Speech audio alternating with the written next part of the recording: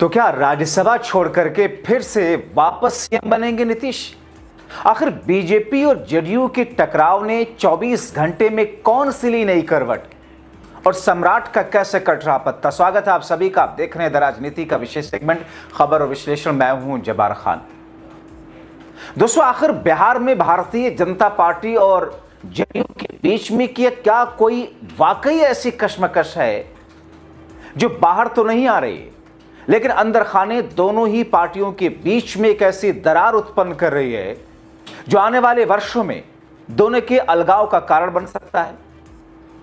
क्या वाकई भारतीय जनता पार्टी नीतीश कुमार की जेडीयू को कुछ इस तरीके से अपने चंगुल में ले चुकी है जिसमें अब जेडीयू के नीतीश के बचे खुचे लॉयलिस्ट तड़फड़ा रहे हैं बिंजल मछली की तरह? और आखिर जिन पोस्टरों के सहारे जेडीयू अपनी पार्टी की सियासत को बिहार में जिंदा रखना चाहती है, उसमें यह क्यों कहा जा रहा है कि नीतीश कुमार अब एक बार फिर से ऐसे दोराहे पर खड़े हैं कि क्या वो अपने राज्यसभा के कार्यकाल को ही आगे बढ़ाएंगे या फिर वापस उनको बिहार आना पड़ सकता है? तो फिर सीएम कौन बनेगा? विस्तार से दोस्तों आपको सब कुछ बताते हैं। दोस्तों, नीतीश कुमार के इस्तीफे के बाद भी बिहार में सीएम पद पाना क्या बीजेपी के लिए एक दूर की कौड़ी लग रही है? क्या इतना आसान नहीं हो रहा है? आखिर अंदर खाने चल क्या रहा दोस्तों?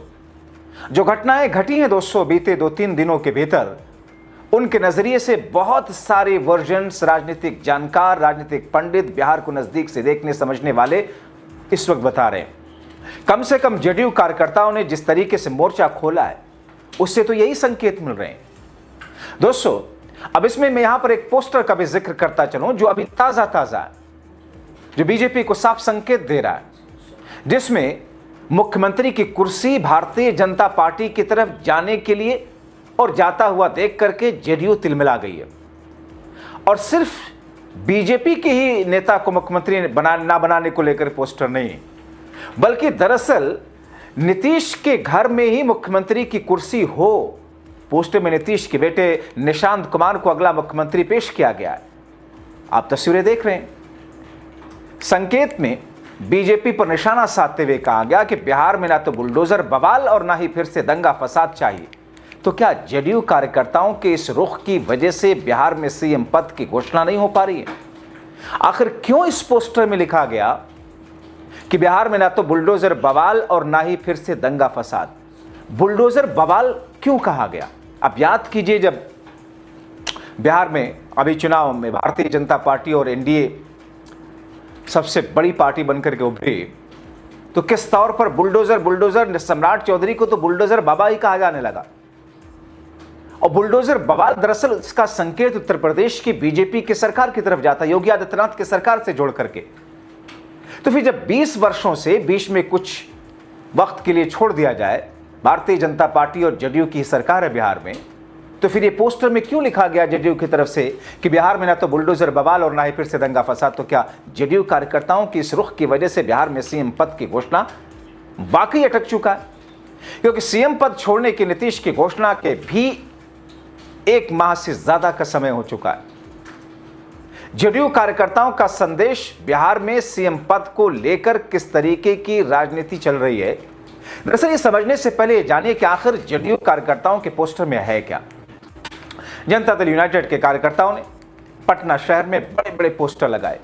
इन पोस्टरों में नीतीश कुमार के बेटे निशांत कुमार को भविष्य का बिहार का मुख्यमंत्री बताया गया। उन पोस्टरों पर लिखा है, नीतीश सेवक, हमें बुलडोजर नहीं चाहिए, न बिहार में दंगे फसाद चाहिए, हमें लोकनायक चाहिए। अब समय आ गया है वो छाया से बाहर आए, हमें युवा नेता निशांत कुमार चाहिए। पोस्टर में नीतीश कुमार समेत कई जेडीयू नेताओं की तस्वीरें भी लगाई गई हैं।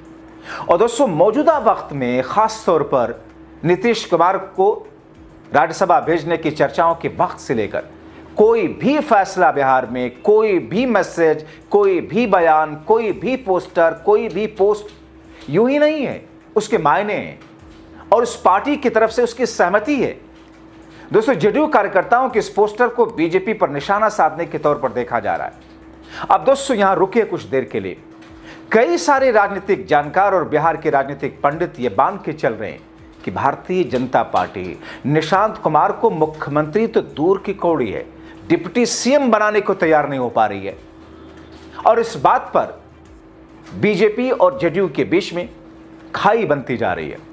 कई सारे तो यहां तक कह रहे हैं कि अगर जेडीयू इस बात पर सहमत नहीं हुई बीजेपी के मुख्यमंत्री पर, जबकि डोर्स सिर्फ बीजेपी के हाथ में, दोस्तों जेडीयू इस कंडीशन में नहीं है कि बीजेपी के उस फैसले को रोक सके या जेडीयू को दबा सके या बीजेपी को दबा सके, लेकिन जेडीयू कुछ ना कुछ ऐसी स्थितियां उत्पन्न करने की पोजीशन में जरूर है। और बहुत सारे लोग ये कह रहे हैं, तो फिर अपनी पार्टी की राजनीतिक हैसियत को बिखरता हुआ देख करके क्या नीतीश महज चंद दिनों में राज्यसभा के सांसद बन करके अपनी ख्वाहिश को पूरा करके, सपना पूरा करने के बाद चंद ही दिनों में वापस बिहार आकर के मुख्यमंत्री की कुर्सी पर बैठेंगे जब तक वो ठीक ठाक हैं? क्या ऐसा संभव है? क्यों इन लाइनों को कहा जा रहा? अब दोस्तों, जिस अंदाज में, जिस तरीके से इस पोस्टर पर बीजेपी के लिए एक निशाने के तौर पर देखा जा रहा है, क्योंकि मीडिया रिपोर्ट्स में कहा जा रहा है कि बीजेपी इस बार अपना सीएम बनाएगी और उसी के लिए सब कुछ उसने किया। इसी बीजेपी पर सांप्रदायिक पार्टी होने का आरोप लगता रहा। योगी आदित्यनाथ को तो बुलडोजर से कार्रवाई के लिए बुलडोजर बाबा तक कहा जाने लगा था और कहा जाता है। उनकी बुलडोजर कार्रवाई को बुलडोजर न्याय कहकर तंज कसा जाता है। अदालत तक ने इसको लेकर के सरकार को फटकार लगाई है। बीजेपी भले ही इन आरोपों को खारिज करती है, लेकिन विपक्ष इसको लेकर लगातार हमलावर है। खुद कभी नीतीश और जेडीयू ने पहले बीजेपी पर सांप्रदायिक होने का आरोप लगाया था। साल 2013 याद कीजिए, बीजेपी से अलग होने के समय, और उसके बाद कई बार बीजेपी को सांप्रदायिक नीतीश ने खुद बताया। 2013 में एनडीए से अलग हुए थे नीतीश कुमार ने नरेंद्र मोदी को प्रधानमंत्री उम्मीदवार बनाए जाने का विरोध किया था और तब कहा था कि वो सांप्रदायिकता पर कभी समझौता नहीं करेंगे। नीतीश ने 2002 गुजरात दंगों का जिक्र करते हुए बीजेपी पर और नरेंद्र मोदी पर सांप्रदायिक रंग देने का आरोप लगाया था। तो सवाल यह है कि नीतीश बाद में क्या बदल गए? नीतीश बाद में क्यों बदल गए? दोस्तों, 2015 बिहार चुनाव के दौरान नीतीश कुमार ने मोदी पर आरोप लगाया था कि वो चुनाव में सांप्रदायिक रंग जोड़ने की कोशिश कर रहे हैं। 2015 में उन्होंने गुजरात दंगों का उदाहरण देते हुए कहा था कि बीजेपी को कानून व्यवस्था पर बोलने का कोई नैतिक अधिकार नहीं। 2005 से 13 तक बीजेपी के साथ, जबकि नीतीश एनडीए में थे और 3 बार मुख्यमंत्री बन चुके थे, उस समय उन्होंने बीजेपी को सांप्रदायिक नहीं बताया था। 2017 में फिर बीजेपी के साथ आए और तब से ज्यादातर समय एनडीए में ही, और बाद में जब फिर से बीजेपी के साथ वो सत्ता में रहे तो उन्होंने बीजेपी पर सांप्रदायिकता का आरोप कम कर दिया। दरअसल नीतीश कुमार ने कुछ दिन पहले बिहार के मुख्यमंत्री पद से इस्तीफा दिया। आप जानते हैं 10 अप्रैल को उन्होंने राज्यसभा सांसद के तौर पर शपथ ली। बिहार विधानसभा परिषद की सदस्यता से भी इस्तीफा दे चुके हैं। नीतीश कुमार का एक कदम बिहार की सत्ता में बड़ा बदलाव ला रहा है। उनकी जगह बीजेपी के हाथ में सत्ता की कमान आती हुई दिख रही है। ऐसे में जेडीयू के कुछ कार्यकर्ता निशांत कुमार को आगे लाने की मांग कर रहे हैं। तो क्या कार्यकर्ता खुद से मांग कर रहे हैं या ये सोची समझी सुनियोजित तरीके से एक रणनीति है? वो चाहते हैं कि निशांत कुमार छाया से बाहर आए, बिहार की राजनीति में सक्रिय भूमिका निभाएं। कुछ लोग ये कहते हैं कि निशांत कुमार को उप मुख्यमंत्री बनाने की भी चर्चा है, लेकिन अभी तक कोई आधिकारिक घोषणा नहीं। दोस्तों, एनडीए के अंदर चर्चा में सम्राट चौधरी का नाम सबसे आगे चल रहा है, लेकिन एनडीए ही के सम्राट या बीजेपी के ही सम्राट चौधरी दरअसल इस रेस से बाहर भी होते हुए इसके पार्लर दिखाई दे रहे। जो फिलहाल वो बिहार के उप मुख्यमंत्री हैं, बीजेपी के बड़े नेता हैं। सम्राट चौधरी कुशवाहा समाज से आते हैं। उन्होंने पिछले कुछ वर्षों में पार्टी को मजबूत बनाया, संगठन खड़ा किया। बिहार में बीजेपी के लिए कुशवाहा समुदाय का वोट बैंक काफी अहम है। बीजेपी की नजर इस पर हो सकती है। नीतीश कुमार ने हाल में सहरसा के कार्यक्रम में सम्राट चौधरी के कंधे पर हाथ रखकर लोगों से कहा था कि इनका साथ दें। नीतीश ने कहा था कि मैंने इन्हें लोगों के लिए और बहुत सारे काम करने को कहा, और इस बयान को सम्राट चौधरी के समर्थन के रूप में देखा जा रहा। लेकिन दरअसल यही नीतीश कुमार का सम्राट चौधरी के साथ में दोस्ताना या भरोसेमंद वाला रिश्ता बीजेपी को खटकता है, क्योंकि बीजेपी ये कतई नहीं चाहेगी कोई ऐसा शख्स मुख्यमंत्री रहे जो नीतीश के लिए लॉयल हो या उनके भरोसे का हो, उनका नजदीकी हो। नित्यानंद राय की भी चर्चा रही। केंद्रीय गृह राज्य मंत्री हैं, यादव समुदाय से आते हैं। यादव वोट बैंक वोटरों तक बीजेपी की पहुंच बढ़ा सकता है उनका मुख्यमंत्री बनना, जो पारंपरिक रूप से लालू प्रसाद यादव और तेजस्वी यादव के साथ में जुड़े हैं। बिहार सरकार में मंत्री दिलीप जायसवाल का भी नाम रहा। सीमांचल क्षेत्र से उनकी अच्छी पकड़ रही है, संगठनात्मक काम में विश्वसनीय माने जाते हैं। संजीव चौरसिया का भी नाम लिया जा रहा है, पटना से 5 बार के विधायक है, बीजेपी में गहरी जड़ें रखते हैं। नीतीश कुमार अब राज्यसभा के सांसद हैं, लेकिन बिहार सरकार की कमान बीजेपी के पास जाने के लिए लगभग कन्फर्म है। निशांत कुमार को उप मुख्यमंत्री बनाने की अटकलें हैं, कितनी कारगर होंगी वक्त तय करेगा।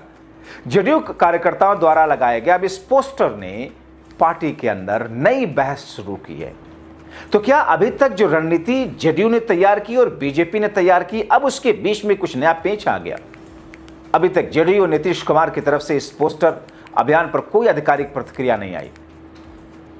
जदयू खामोश है, इसका मतलब मौन सहमति।